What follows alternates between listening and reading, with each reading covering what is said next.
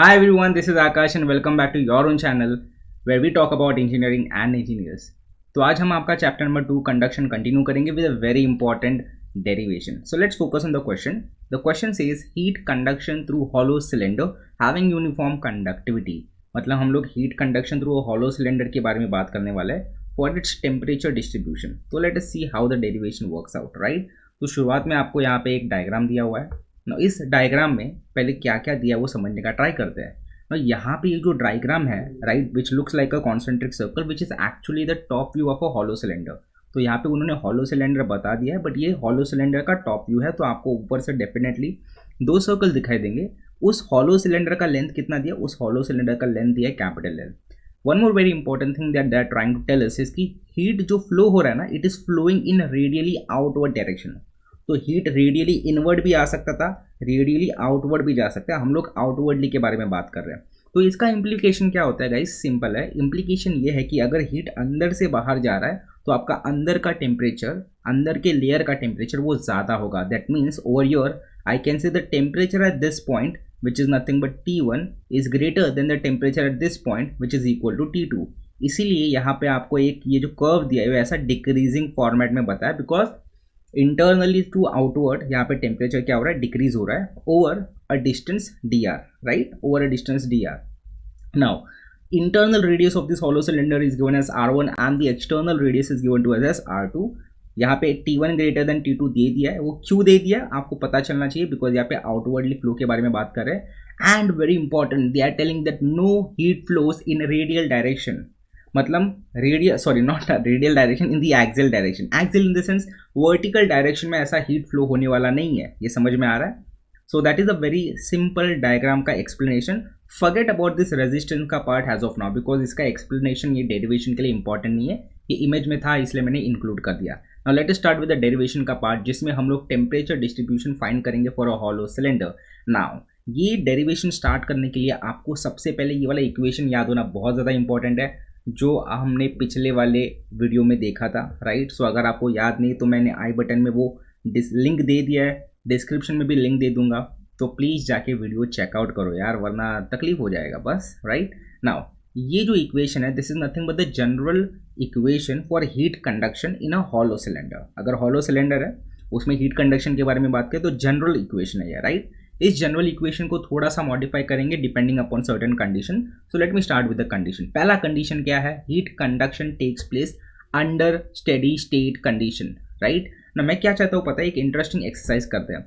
मैं आपको जो भी क्वेश्चन पूछूंगा आप उसका कमेंट में आंसर देना, बट डायरेक्टली एंटर मत दबाना. फॉर एग्जांपल, अगर मैंने पूछा कि स्टेडी कंडक्शन है तो इन तीनों टर्म में से कौन सा टर्म जीरो हो जाएगा? Term number A, term B and term C. तो I want you people to write down your answer in the comment and put a comma against it. सिर्फ एंटर मत दबाना, क्योंकि वरना हर बार बार आपका कमेंट करना पड़ेगा.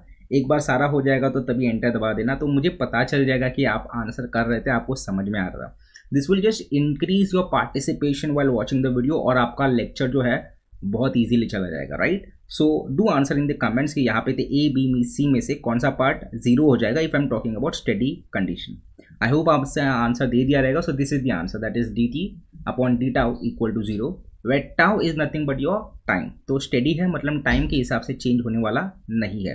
Right, the second condition is that there is no internal heat generation. Internal heat generation नहीं, तो यहाँ पे अभी ए और बी इन दोनों में से कौन सा पार्ट जीरो हो जाएगा? कमेंट्स में ज़रूर बताना. फिलहाल के लिए मैं आपको आंसर बता देता हूँ. तो answer is B, that is G Q G upon K will be equal to zero. मतलब से यू आर टेलिंग कि A plus B equal to C, a equation में बी जीरो हो गया, राइट, इक्वल टू सी भी zero हो गया. तो कहने से हमारे पास क्या बचा? हमारे पास बचा ए इक्वल टू जीरो. मतलब this entire term equal to zero, this is what is left with us. तो वो उसके ऊपर काम करते हो. यहाँ पे मैंने इक्वेशन लिख दिया यहाँ पे, and I write this is equal to zero. Now there is one more final condition. Final condition क्या है? One dimensional heat flow. मतलब तीनों डायमेंशन में से, मतलब जेड एक्सेस के फ्लो होता है, रेडियल एक्सेस में भी फ्लो हो सकता है, और ऐसा सर्कुलर भी अंदर पाइप के अंदर घूम सकता है. उसमें से हम बात करें सिर्फ रेडियली फ्लो होने के बारे में. तो रेडियली फ्लो हो रहा है, तो कहने से ये जो with respect to angle and with respect to Z axis वो जीरो हो जाएगा. तो अभी सिर्फ ये वाला पार्ट बचेगा and that will be equal to zero. Right, तो ये मैंने यहाँ पे लिख लिया. इसी इक्वेशन को अगर मुझे थोड़ा अलग तरीके से लिखना है तो मैं कुछ इस तरीके से भी लिख सकता हूँ. ना ये कैसे लिखा मुझे इस डिटेल में नहीं जाना है, because it is been expected कि आपको इतना आना चाहिए, बट इनकेस अगर आपको नहीं समझ में आ रहा है तो एक सिंपल सा तरीका है जो मैं बता सकता हूँ क्या करना है कि इन अंदर के दो टर्म्स को ना आप डेरिवेट करो with respect to R, like this is U and this is V, तो you derivative U V rule का अप्लाई करके डेरिवेट करो, आपको सेम ऊपर वाला एक्सरसाइज ऊपर वाला जो टर्म है वही मिलने वाला है, right. Now with this let me move further with the derivation का पार्ट। तो यहाँ तक का पार्ट जो है ना वो आपका हीट ट्रांसफर का पार्ट है, इसके आगे वाला पार्ट जो है वो पूरा मैथमेटिकल का पार्ट है। तो हीट ट्रांसफर खत्म बॉस, अभी आपका काम क्या है, सिर्फ डेरिवेशन का, सिर्फ पूरा का पूरा मेथड मैथमेटिकल है, ध्यान देना। ना 1/r into this term equal to 0, तो कहने से प्रोडक्ट 0 आ रहा है तो दोनों में से कोई एक 0 होना चाहिए ना। 1/r can not B 0, so मैं I write over your 1/r can not be equal to 0। Why? Because sir कुछ ना कुछ तो रेडियस होगा ना, रेडियस कैन नॉट बी 0, तो ये वाला टर्म तो 0 हो नहीं सकता। अगर ये वाला टर्म 0 नहीं हो सकता तो अब बचा ये वाला टर्म, तो we can say therefore what, therefore d upon dr bracket r dt upon dr equal to 0, right. That's the reason हमें ये वाला टर्म इक्वल टू 0 मिल रहा है, राइट। मैं थोड़ा देयरफॉर अच्छे से लिख लेता हूँ। Okay, now what will do is हमें इक्वेशन क्रिएट करना है ना। डेरिवेशन से अगर मेरे को इक्वेशन क्रिएट करना है तो I need to do it reverse way, that is integrate करना पड़ेगा। तो अगर यहाँ पे दो डेरिवेटिव्स है तो मेरे को 2 बार इंटीग्रेट करना पड़ेगा, तो integrating it first time, right. अगर मैं पहली बार इंटीग्रेट करूँ तो ये वाला पार्ट टर्म निकल जाएगा, यहाँ पे कांस्टेंट है विच इज़ 0, तो उसके बदले टर्म आ जाएगा विच इज़ कांस्टेंट। सो यहाँ पे आ जाएगा r dt upon dr equal to c, या constant, this is the first constant, right.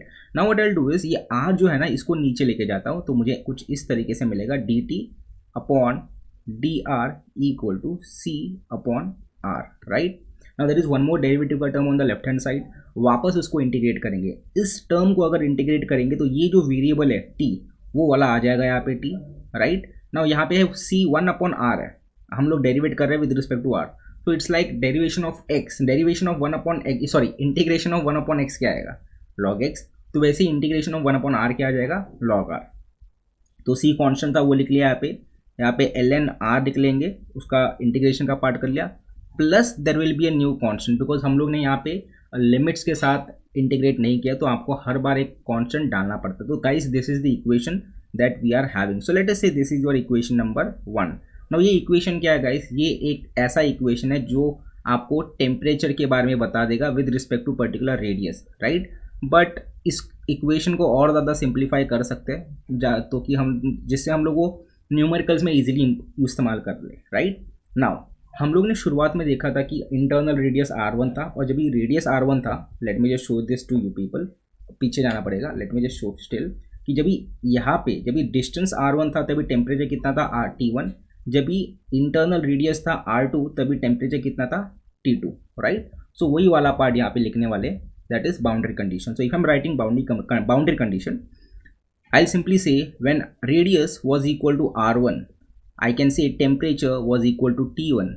When the radius was equal to r2, I can say temperature was equal to T2, right?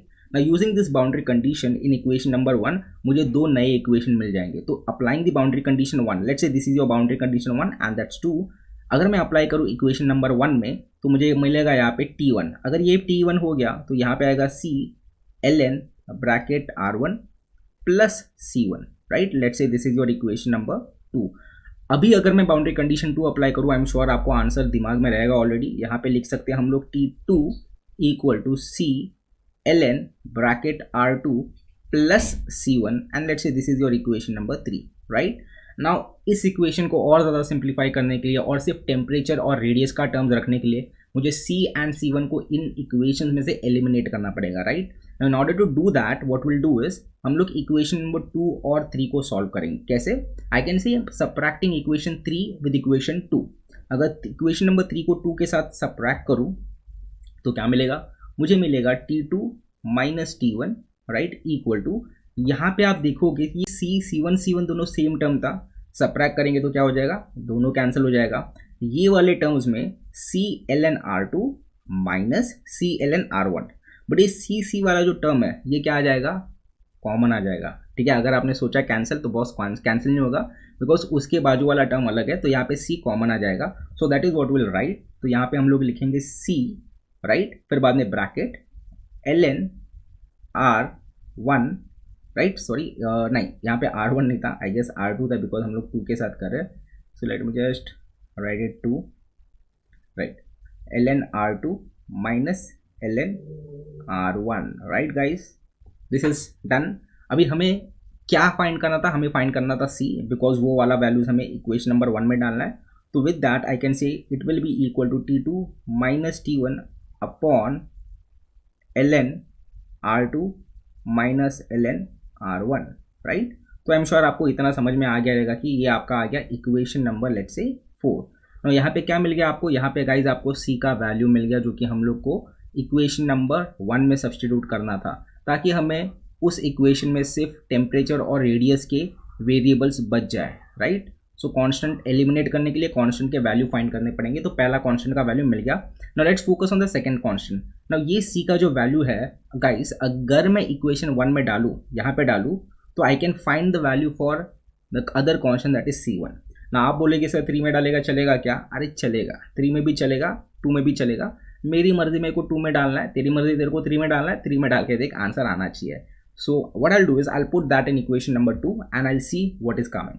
तो equation number 2 में अगर बात करूँ तो यहाँ पे था t1 इक्वल टू, राइट, फिर बाद में c। नाउ c के बदले क्या डालेगा मैं, c के बदले डालेगा मैं ये term that is t2 minus t1 bracket, denominator में आएगा ln, राइट, यहाँ पे r2 bracket close minus ln r1, right, ये आ गया।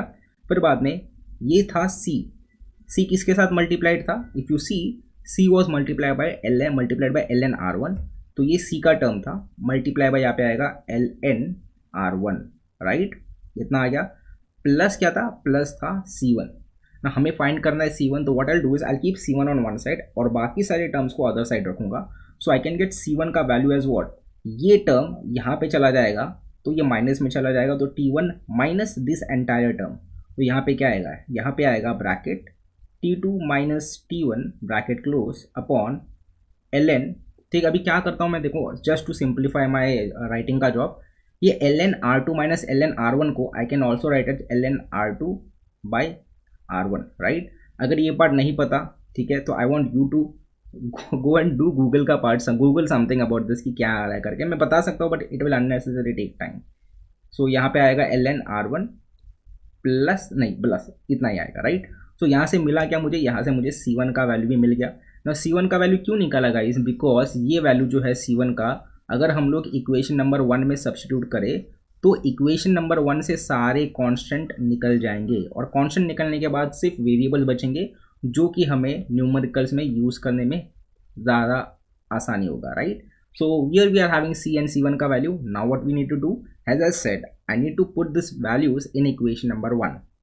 नाउ इक्वेशन नंबर 1 में अगर पुट करना है, मैं यहाँ पे लिख लेता हूँ, लिख नहीं रहा हूँ मैं, ऑलरेडी अननेसेसरी टाइम जाता है। सो डायरेक्टली मैं इक्वेशन नंबर 1 में पुट करता हूँ। इक्वेशन नंबर 1 क्या था, ये वाला था, that is t equal to c ln r plus c1। तो यहाँ पे सिर्फ दो कॉन्स्टेंट्स है c and c1, इनके जो वैल्यूज हमने फाइंड किए वो सब्स्टिट्यूट करने हैं। तो अगर मैं सब्स्टिट्यूट करूँ यहाँ पे तो कुछ इस तरीके से आएगा, t इक्वल टू, पहला क्या था, पहला c था, तो c के बदले क्या डालेंगे हम लोग, c के बदले डालेंगे t2 minus t1 bracket close, right. Instead of writing this, I can write it as ln bracket r2 by r1, right? I'm sure आपको ये पता रहेगा कैसे आया करके। अगर दो लॉगरिथमिक टर्म्स सबट्रैक्शन में रहेंगे तो लॉग उन दो टर्म्स को हम लोग डिवीजन के फॉर्मेट में लिख सकते हैं। आई एम श्योर ये आपको आना चाहिए, नहीं आ रहा है तो आपको इसके ऊपर थोड़ा सा पढ़ना चाहिए, क्योंकि आपका वो कंसेप्ट स्ट्रॉन्ग नहीं, बाकी कुछ नहीं। मल्टीप्लाई बाय ln r है, तो यहाँ पे मल्टीप्लाई बाय ln r लिख लेंगे, ये क्लोज, प्लस c1 था, c1 मतलब ये वाला टर्म, तो यहाँ पे डालेंगे t1 minus bracket t2 minus t1 bracket closed upon ln bracket r2 by r1 multiply by ln r1, right. So guys ये वाला आ गया, हम लोग ने सब्स्टिट्यूशन का पार्ट कर लिया। Now what will do is will take all the temperature terms on one side and the radius का terms on the other side. Now one more thing that you might have observed कि यहाँ पे अभी कोई भी constant term नहीं है, समझ में आया, तो इसलिए हम लोग ने c एंड c1 का वैल्यू निकाला। तो क्या करता हूँ मैं, पहले ये जो t यहाँ पे है उसको मैं लेफ्ट हैंड साइड में लेके जाता हूँ, तो यहाँ पे आएगा t माइनस t1, ये आ गया, राइट। अगर मैं राइट हैंड साइड में देखूँ तो राइट हैंड साइड में there are certain terms which are common.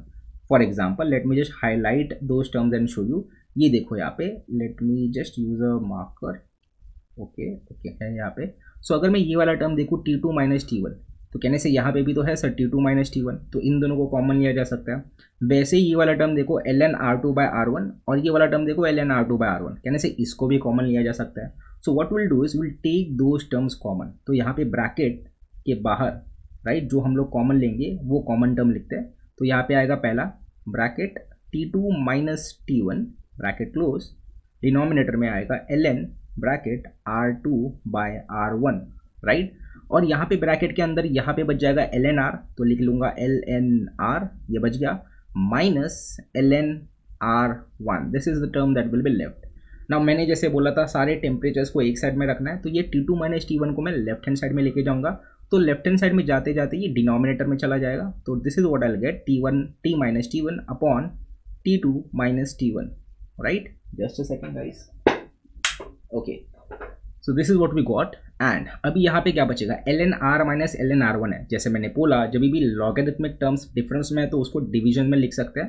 तो this is what I get, ln bracket r by r1, right, bracket close, denominator का टर्म वैसा का वैसा लिख लेंगे, ये आ जाएगा ln bracket r2 by r1, right. And this my friends is nothing but the temperature distribution equation for a cylindrical, for a hollow cylinder. अगर हॉलो सिलेंडर में अगर आपको टेम्परेचर डिस्ट्रीब्यूशन फाइंड करना है, राइट, मतलब किसी भी एक गिवन पॉइंट पे अगर आपको टेम्परेचर फाइंड करना है, तो आप ये वाला इक्वेशन इस्तेमाल करके आप लोग फाइंड कर सकते हो, right. So let me just right it down कि ये क्या है, this is the temperature distribution equation, this is temperature distribution equation for what, for hollow cylinder, for hollow cylinder, right. तो आई एम श्योर आपको ये वाला derivation समझा रहेगा, ये वाला आता है एग्जाम में, कभी कभी आता है। एंड इसका जो फाइनल फार्मूला है वो काफ़ी इंपॉर्टेंट है। ऐसे वाले सम्स के ऊपर, ऐसे वाले फार्मूला के ऊपर काफ़ी सम्स आपको एग्जाम में या फिर प्रीवियस पेपर से मिल जाएंगे। हर वक्त की तरह अगर आपको ये चैनल अच्छा लग रहा है, आपको कंटेंट समझ में आ रहा है, तो do consider subscribing the channel. Comments में मुझे डेफिनेटली बताओ कि ये वीडियो कैसा लगा। Without your feedback I won't be able to improve, and that is reason I am asking you for the comments. So do let me know whatever you think in the comments, and if you like the channel, do consider subscribing to the channel. So I hope all of you are in excellent health. This is Akash S. Sawan signing off. Thank you.